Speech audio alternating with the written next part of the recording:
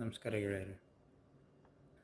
ಹಳೆಯ ವಿಡಿಯೋದಲ್ಲಿ ನಾವು ಧ್ಯಾನವನ್ನು ಮಂತ್ರಕ್ಕೆ ನಿಂದಿಸಿತ್ತು.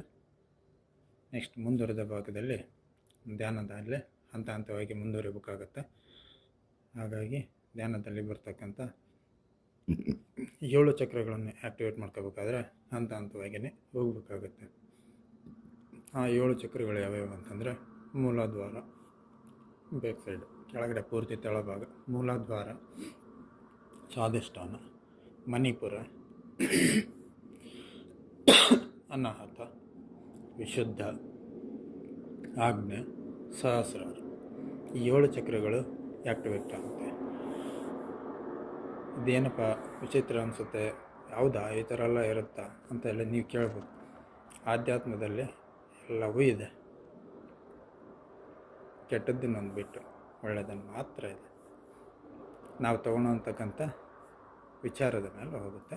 ಹೋಗಿ ಈಗ ಹೇಳ್ತಾ ಇದ್ದೀನಿ. ಮೊದಲನೇದಾಗಿ ಚಿನ್ಮುದ್ರಾ ಅಂತ. ಈ ಚಿನ್ಮುದ್ರವನ್ನು ನೀವು ನೋಡಿರ್ತೀರಿ, ಪರಮಾತ್ಮ ಯಾವ ರೀತಿ ಧ್ಯಾನಕ್ಕೆ ಕುಂದಿರ್ತಾನೆ ಅಂತ. ಈ ಥರ ಧ್ಯಾನವನ್ನು ನಿಮ್ಮ ಕೈಲಾದಷ್ಟು ಕೆಳಗಡೆ ಆದರೂ ಕುಂದಿರ್ರಿ, ಚೇರ್ ಮೇಲೆ ಆದರೂ ಕುಂದಿರ್ರಿ. ಅನುಕೂಲ ಆದವರು ಅವರವರ ದೈಹಿಕವಾಗಿ ಎಷ್ಟು ಸದೃಢವಾಗಿದ್ದಾರೋ ಆ ಆಸನದಲ್ಲಿ ಅವರಿಗೆ ಎಲ್ಲಿ ಅನುಕೂಲ ಆಗುತ್ತೋ ಅಲ್ಲಿ ಕುಳಿತುಕೊಂಡು, ಅಂದರೆ ಒಳ್ಳೆಯ ವಾತಾವರಣ ಇರಬೇಕು, ನಿಶಬ್ದ ಇರಬೇಕು, ಜೊತೆಗೆ ಎಲ್ಲ ರೀತಿಯಿಂದನೂ ಗಾಳಿ ಒಳ್ಳೆಯ ರೀತಿಯಿಂದ ಇರತಕ್ಕಂಥ ವಾತಾವರಣದಲ್ಲಿ ಕುಳಿತುಕೊಂಡು ಈ ಚಿನ್ನ ಮುದ್ರವನ್ನು ಈ ರೀತಿ ಹಿಡಿಬೇಕು. ಸುಖಾಸನ, ಪದ್ಮಾಸನ, ಅರ್ಧ ಪದ್ಮಾಸನ, ವಜ್ರಾಸನ, ನಿಮ್ಗೆ ಯಾವ ಆಸನ ಬೇಕೋ ಆ ಆಸನದಲ್ಲಿ ಕುಳಿತುಕೊಂಡು ಧ್ಯಾನ ಮಾಡೋದ ಅಂದರೆ ಏನೂ ವಿಚಾರ ಮಾಡೋವಾಗಿಲ್ಲ, ಯಾವುದನ್ನೂ ಮಾಡೋವಾಗಿಲ್ಲ. ಬರ್ತಾ ಇದೆ. ಯಾವ ರೀತಿ ಅಂತಂದರೆ, ಒಂದು ಧಾರಾವಾಹಿ ನೋಡ್ತಾ ಇರ್ಬೇಕಾರೆ, ಸಿನಿಮಾ ನೋಡ್ತಾ ಇರ್ಬೇಕಾರೆ ಬರ್ತಕ್ಕಂಥ ಅಡ್ವರ್ಟೈಸ್ಮೆಂಟ್ ಇದೆ, ಅದ್ರ ಬಗ್ಗೆ ತಲೆ ಕೆಡ್ಸಂತೀರ.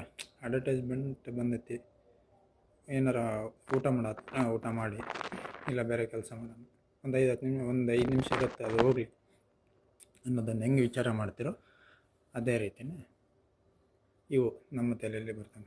ಧ್ಯಾನ ಅಂತಕ್ಕಂಥದ್ದು ನಾವು ಡೈಲಿ ಹೇಗೆ ಸ್ನಾನ ಮಾಡ್ತೀವೋ ಅದೇ ರೀತಿ ಮನಸ್ಸಿನ ಸ್ನಾನ.